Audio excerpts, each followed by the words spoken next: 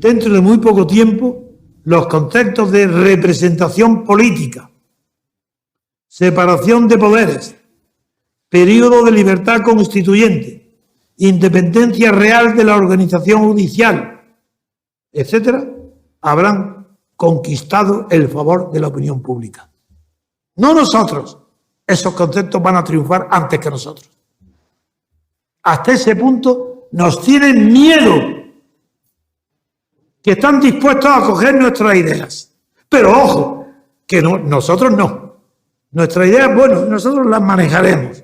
Hasta ese punto tienen terror del pensamiento libre, que es el nuestro.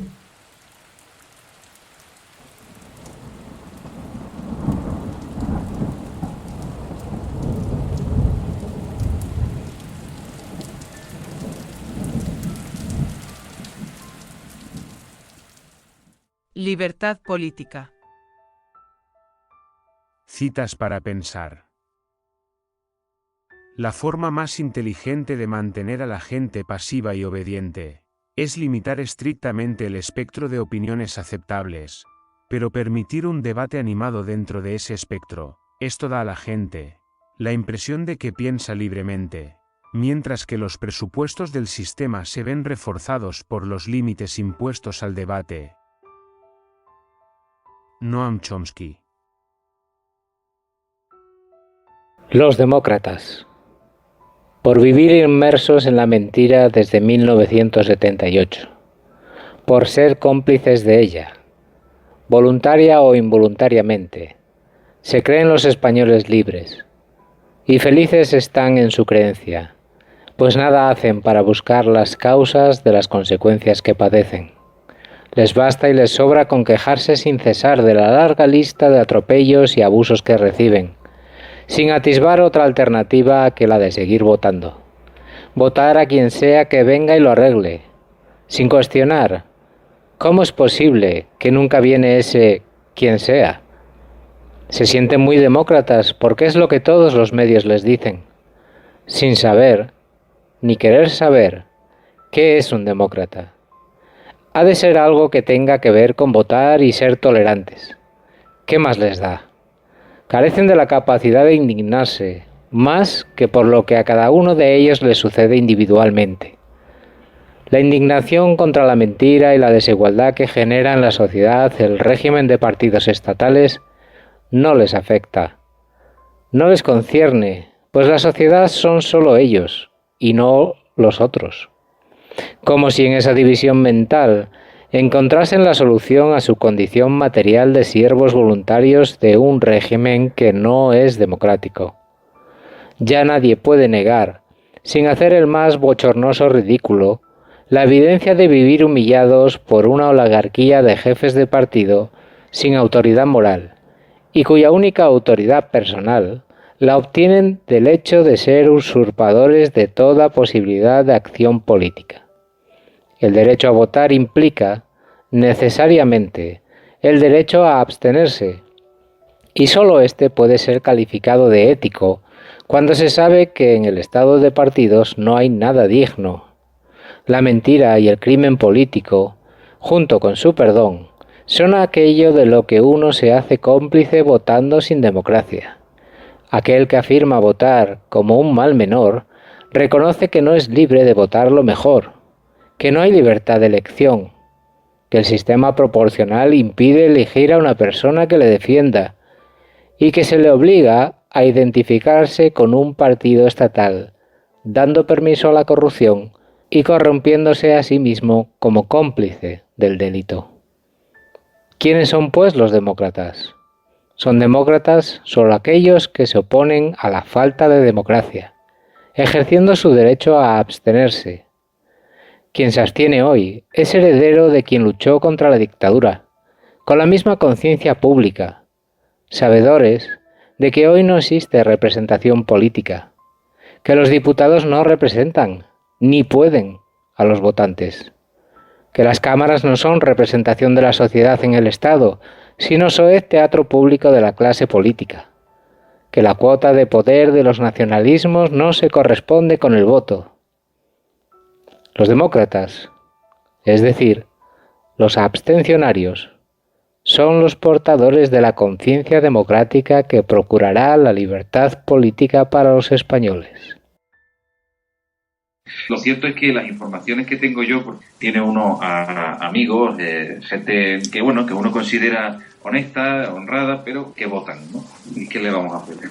Aquí la cuestión está en que hay mucho miedo al PSOE y entonces la gente, de una manera instintiva, que a mí me gustaría que usted analizara, don Antonio, una vez más, por qué la gente sigue votando en este sistema que cada vez se ve más claramente que está corrompido desde el sistema electoral hasta el último euro que se maneja, ¿no? El último argumento casi metafísico es porque todo el mundo, y a menor cultura, mayor profundidad en el sentimiento, todo el mundo respeta, admira y tiene miedo de hacer algo contra la realidad. Y la realidad es lo que hay, el poder. Franco era la realidad. Hoy el estado de partido es la realidad. Hoy el poder del PSOE en Andalucía es la realidad. Siguen votándolo por miedo a ir contra la realidad. No se trata ya ni de hegemonía, ni de cultural, ni de como Gramsci. No. Es más profundo que todo eso. La realidad impone respeto, sea la realidad buena, mediocre, mala o pésima. Ese es el último argumento. Pero la realidad también, don Antonio, son todos los escándalos que he ido enumerando y todo el dinero. Estoy hablando de la realidad de poder. El poder es una relación donde uno manda y otro obedece, uno gobierna y otros son gobernados. Esa relación está basada en el respeto que produce el poder. Por eso el poder tiene partidarios permanentes y, salvo en las democracias, donde hay un equilibrio de poderes, en todos los demás sistemas, especialmente en la oligarquía, descansan en el miedo a las mayorías absolutas, miedo al bipartidismo, porque desconocen que no hay democracia, no puede haberla, en teoría siquiera, sin bipartidismo, no la puede haber. Es decir, ¿pero cómo es esto? ¿Qué quiere decir? Pues claro, quiero decir que no hay democracia si no se gobierna con mayoría absoluta. ¿Pero por qué razón?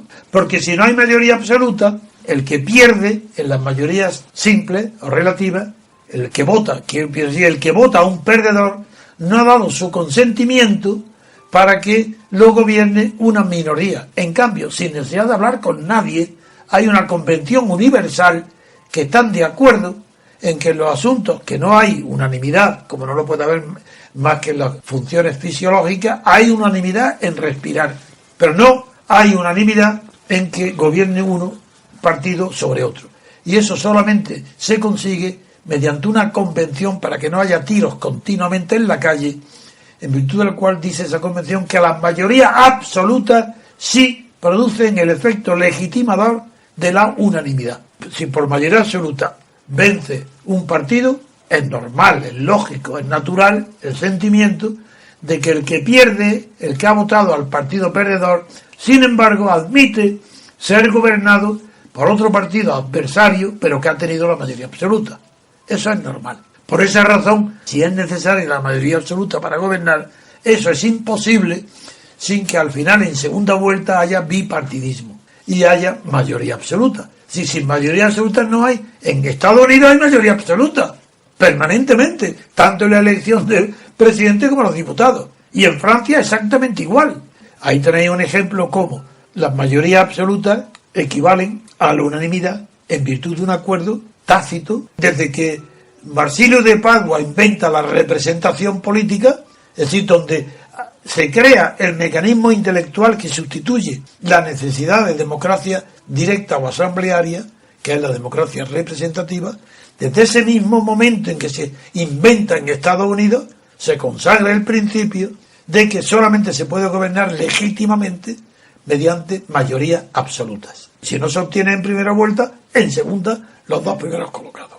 Esa es la razón por la cual, si no hay segunda vuelta, es imposible que haya democracia.